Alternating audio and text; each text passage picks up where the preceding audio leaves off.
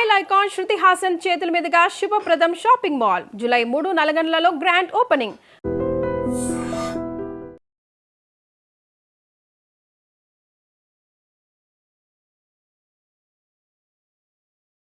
నల్గొండలో మీరు మీ పీరియడ్ 4 జరిగాయి. అది purely information exchange of fire. కానీ నల్గొండలో ఒక వ్యక్తి మీ దగ్గరకు వచ్చి ఇన్ఫర్మేషన్ ఇస్తాను అని ఒక మార్జినల్ ఎక్స్పర్ట్ వస్తే, నాకు మీ ఇన్ఫర్మేషన్ వద్దు, మా నెట్వర్క్ మేము డెవలప్ చేసుకుంటాం అని మీరు రిజెక్ట్ చేశారు.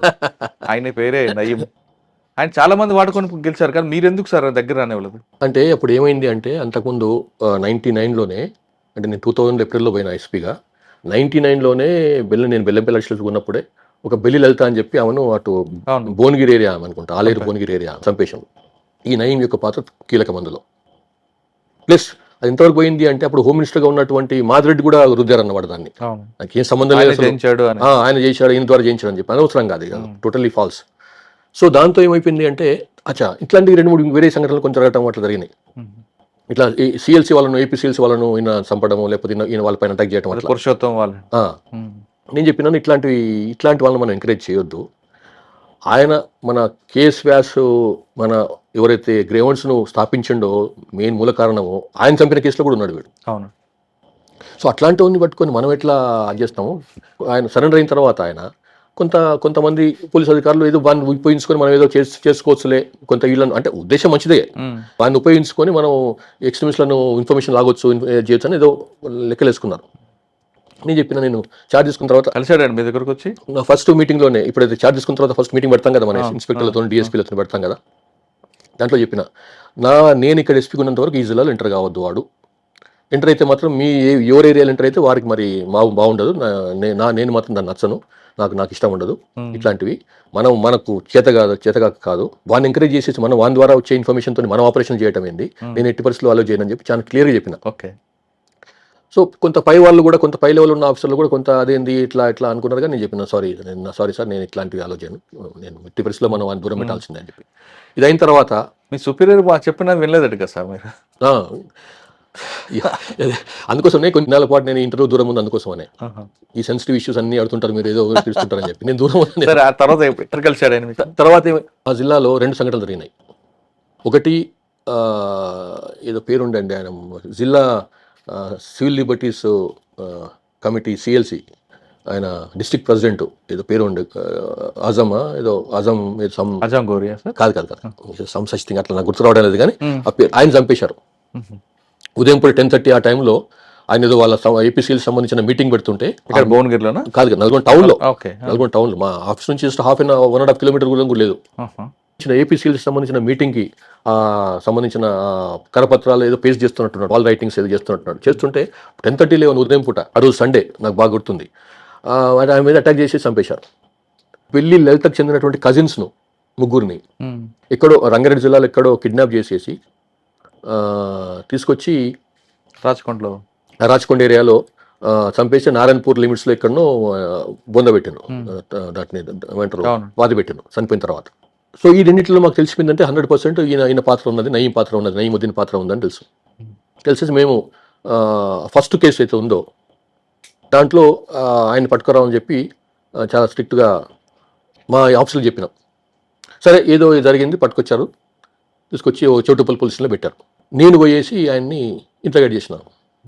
సార్, నేను మీకు ఛాన్స్ సహకరిస్తా, నేను వాన్ ఇన్ఫర్మేషన్ తెలుసు, వీన్ ఇన్ఫర్మేషన్ తెలుసు, నాకు వాన్ చేస్తా, వీన్ చేస్తా, ఈ వాటిల్లో నా పాత్ర లేదు, ఈ మర్డర్స్లలో నేను చాలా మంచివాడిని, నన్ను ఉపయోగించుకోండి మీరు, అట్లా ఇట్లా అతను ఒక రకంగా బేరసరాలు చేసిన మొదలు పెట్టాను అనమాట. నేను చెప్పిన, నాకు తెలిసి ఎట్లా ఉద్యోగం చేయాలనో, నువ్వు ఇచ్చిన ఇంటెలిజెన్స్తో నేను చేసి చేయడం ఏంది, ఇప్పటికీ 3 దళాలు కొట్టేసిన ఇక్కడ నేను, కాబట్టి మీరంటే నాకు చాలా అభిమానం సార్. మరి ఇంకేంది నీకు అభిమానం ఉన్నప్పుడు నువ్వు నాకు ఇచ్చిన ఇన్ఫర్మేషన్ ఏంది, నేను తీసుకునేది ఏంది నీ నుంచి, నేను చేయను, నువ్వు ఇది నేను ముందే చెప్పిన నా జిల్లా ఎంటర్ కావద్దని చెప్పి నువ్వు చేసినావు కాబట్టి నువ్వు జైలు పంపించినావు. సో దానికంటే ముందు ఇంకా వేరే దాంట్లో కూడా అయింది, కొంచెం అవన్నీ చెప్పలేను నేను ఇప్పుడు అన్ని కొన్ని. సో పంపించేసినావు అని. నేను ఎక్కడ పనిచేసిన దగ్గర కూడా ఎస్ఐబిలో ఉన్నప్పుడు కూడా మామూలుగా చెప్పినాను, అట్లాంటి ఇన్ఫర్మేషన్ వస్తే మనకు అసలు అట్లాంటి ఇంటెలిజెన్స్ అవసరం లేదు, మనకు అట్లాంటి ఇంటెలిజెన్స్ అవసరం లేదు. మనం అప్పటి నుంచి నాకు కొంచెం నా పైన అనుమానం అనమాట, నేనంటే నాకు పడదు కాబట్టి ఈయన నాకేమైనా చేస్తాడో అని భయం ఉండే. నేను ఎస్ఐబిలో పోయినప్పుడు ఆయన స్టేట్ వదిలిపెట్టిపోయినాడు.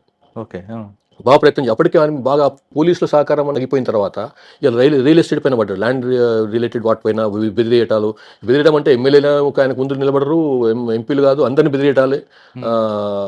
ఆ రియల్ ఎస్టేట్లో వచ్చి మన బెదిరించి రాయించుకోవటము, వాని భూమి వెళ్ళిపోయాడు కదండి. అది ఎక్కడ పోయినాడు, బట్ లేకుండా పోయినాడు అనమాట. తెలంగాణ లేకుండా ఆంధ్రప్రదేశ్ లేకుండా పోయినాడు అనమాట. సార్ నల్గొండ తర్వాత శ్రీకాకుళం మా జిల్లా. నల్గొండలో ఇంకోటి ఉందా? చాలా ఉన్నాయి. తిరుమలగిరి పోలీస్ స్టేషన్ ఉండేది. అవును. నేను ఒక పోలీస్ స్టేషన్ విజిట్ కోసం అని చెప్పి సాయంత్రం అరౌండ్ 3:30 టైంలో వెళ్ళిన మన టాటా సుమో బండిలో. నేను నా 2 గన్మెన్లు, ఇంకొక 2-3 ఎస్కార్ట్ మొత్తం కలిసి వెళ్ళినాం. అందులో రామన్నపేట దగ్గర ఏదో అనుకుంటా, ఏదో పోలీస్ స్టేషన్ ఇప్పుడు రావు. అక్కడ వెళ్ళేసి పోలీస్ స్టేషన్ విజిట్ చేసి రిటర్న్ అవుతుంటే అరౌండ్ 5:30 ఆ టైంలో ఆత్మకూరు సార్, భువనగిరి రూట్లో, రామన్నపేట నుంచి భువనగిరి రూట్లో. రామన్నపేట జానకీపురం పోలీస్ స్టేషన్ ఉంది అక్కడ. ఆ పోలీస్ స్టేషన్ రిటర్న్ అవుతుంటే అయిపోయిన తర్వాత రిటర్న్ అవుతుంటే తక్కువ సెట్లో వినొస్తుంది, తిరుమలగిరి స్టేషన్ పైన అటాక్ అవుతుంది అని చెప్పి, తిరుమలగిరి పోలీస్ స్టేషన్ పైన అటాక్ అవుతుంది అని చెప్పి వాడు అక్కడ తిరుమలగిరి స్టేషన్ వాళ్ళే కేకలేస్తున్నారు అనమాట. అరే ఇదేందని చెప్పి మళ్ళీ అయిపోయింది. ఇంకా కమ్యూనికేషన్ అయిపోయింది. తిరుమలగిరి పోలీస్ స్టేషన్ మళ్ళీ మాట్లాడినా కానీ రెస్పాన్స్ లేదు. రిపీటర్ ద్వారా మాట్లాడినా కానీ రెస్పాన్స్ లేదు. మా ఆఫీస్ నుంచి మాట్లాడినా కానీ రెస్పాన్స్ లేదు.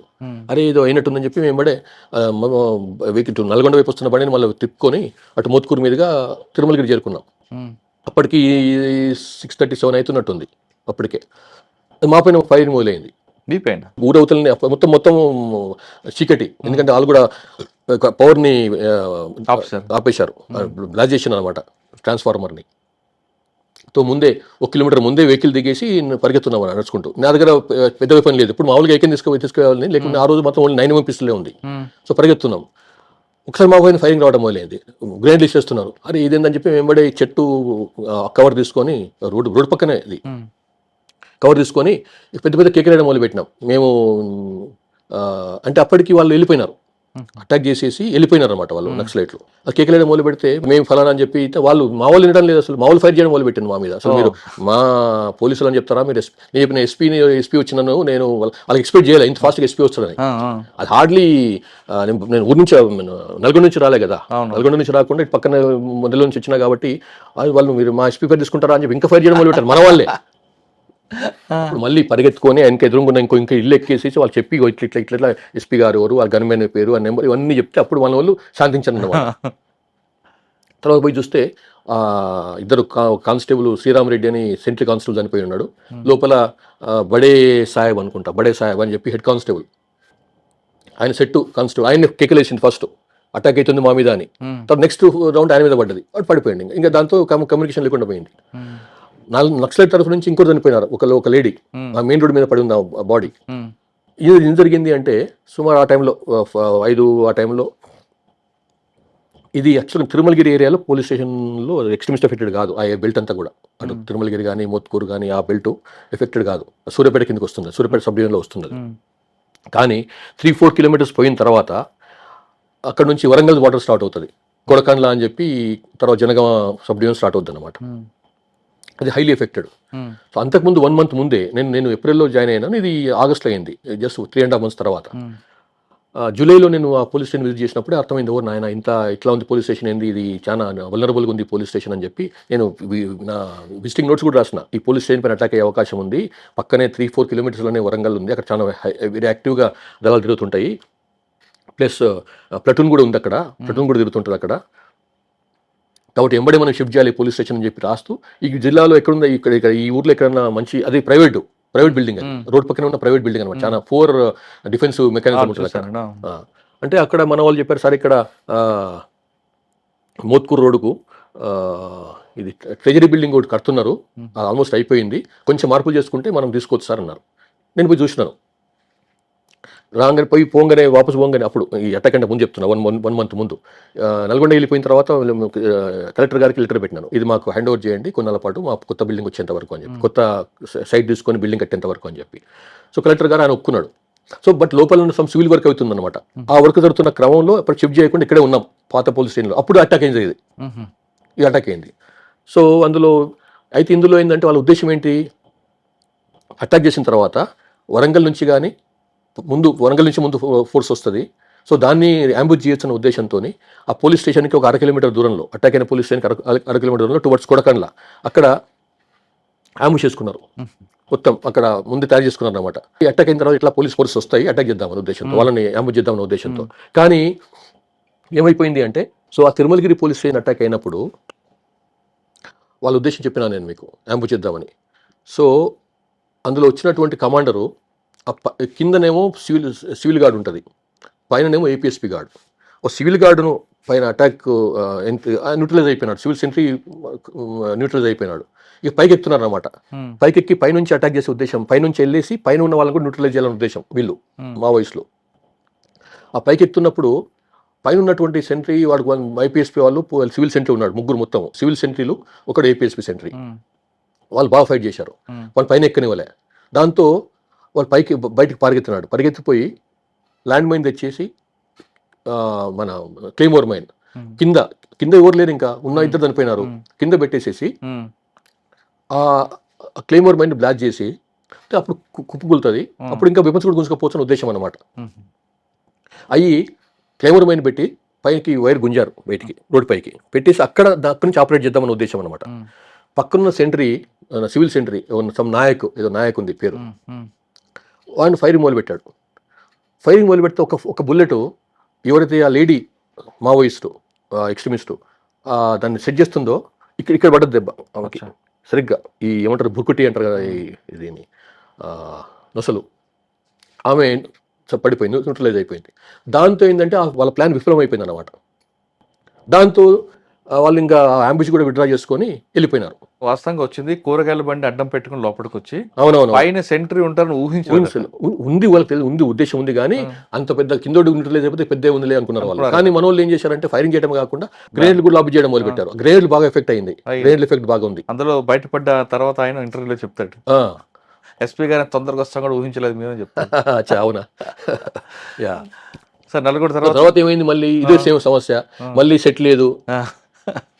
హైదరాబాద్కు ఇందులో ఇన్ఫర్మేషన్ పాస్ అని చేయాలి, ఎట్లా ఫోన్లో ఇప్పుడు జమానా కాదు అది, అంటే సెల్ ఫోన్లు ఉన్నాయి కానీ ఇంకా ఓన్లీ టౌన్ల వరకే పరిమితం, అది ఇంకా రూరల్ ఏరియాకి పెనిట్రేట్ కాలేదు సెల్ ఫోన్స్.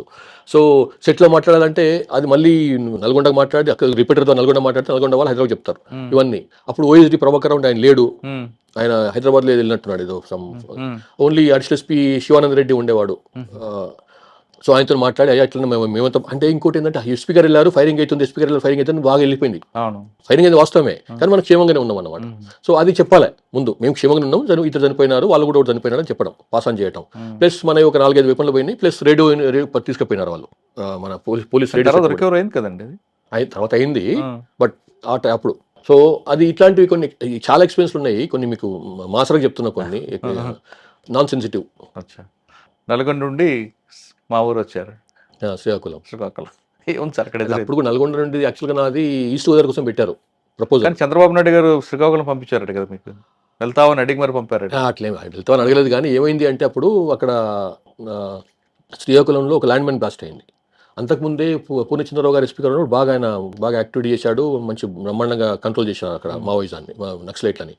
కానీ ఏమైంది 2002లో పాలకొండ డిఎస్పీ ఉండేవాడు ఒక ఆయన, ప్రసాదరావు అని చెప్పి, ఆయన కొత్తూరు పోలీస్ స్టేషన్ లిమిట్స్లో భామిని ఏదో పోలీస్ స్టేషన్, భామిని అనే పోలీస్ స్టేషన్ నుంచి ఏదో పని కోసం పోయి రిటర్న్ అవుతుంటే ల్యాండ్ మైన్ బ్లాస్ట్ చేశారు. బతికినాడు, ఏం కాలేదు, ఆమె ఇంజురీస్ అయినా ఆయనకి డ్రైవర్ కూడా ఇంజురీస్ అయినట్టుంది, కానీ ప్రాణహాని కలగలేదు. సో దాంతో కొంచెం మళ్ళీ పుంజుకోవడం మొదలుపెట్టినారు, అప్పుడే కొంత మొదలైంది యాక్టివిటీ. సో దాంతో ఏంటంటే మళ్ళీ ఇక మేబీ నన్ను ఈస్ట్ గోదావరి కాకుండా అక్కడ పోతే బాగుంటుంది ఉద్దేశం చేశారేమో, నాకు తెలియదు. సరే జరిగిపోయింది, ఈస్ట్ గోదావరి నుంచి సేమ్ గారు అడిగి పంపించారట కదండి మీకు? నన్నేం అడగలేదండి, కానీ తర్వాత అయిన తర్వాత చెప్పినాడు ఆయన. నేను శ్రీకాకుళం ఎస్పీకి చార్జ్ తీసుకున్న తర్వాత మేబీ 15 డేస్కో 10 డేస్కో ఆయన ఒక వచ్చిన రోజు చంద్రబాబు నాయుడు గారు మీటింగ్ కోసం, ఏదో ఒక ఫంక్షన్ కోసం వచ్చి నన్ను పక్కకు పిలిచి మాట్లాడాడు, మిమ్మల్ని స్పెషల్గా ఇచ్చినాము, ఇది కొంచెం కష్టపడండి, బాగా చేయండి, నల్గొండలో బాగా చేశారు, మంచి పేరు వచ్చింది మీకు, గవర్నమెంట్ కూడా మంచి పేరు వచ్చింది, ఇక్కడ కూడా బాగా చేయండి, ఇదంతా చెప్పారు. మనం మంచి సార్ బ్రహ్మాండంగా చేస్తాను ఇది చెప్పినాం. శ్రీకాకుళం ఏముంది సార్ ఛాలెంజ్? అప్పటికి యాక్చువల్గా బాగా తగ్గింది ఉన్నవాసం చెప్పాను శ్రీకాకుళంలో ఉద్యోగం, మళ్ళీ పుంజుకునే ప్రయత్నం చేస్తున్నారు అప్పుడు మళ్ళీ. ఆ టైంలో పెద్ద ఎన్కౌంటర్లను ఏం చేయలేదు, కానీ బేసికల్గా ఏం జరిగినాయి ఏంటంటే ఇవాళ రికవరీ బాగా చేసినాం. వాళ్ళ పెద్ద ఎత్తున ఒక 100s of arms and ammunition దొరికింది, అప్పుడు అమ్యునిషన్ దొరికింది. తర్వాత కొంతమంది మంచోళ్ళని అరెస్ట్ చేయడం చేసినాము. కానీ ఎక్కువగా శ్రీకాకుళంలో జనశక్తి అనేది మూమెంట్ ఉండేది బాగా అక్కడ, జనశక్తి ముఖ్యంగా ఈ కాశీబుగ్గ ఈ బెల్ట్లో.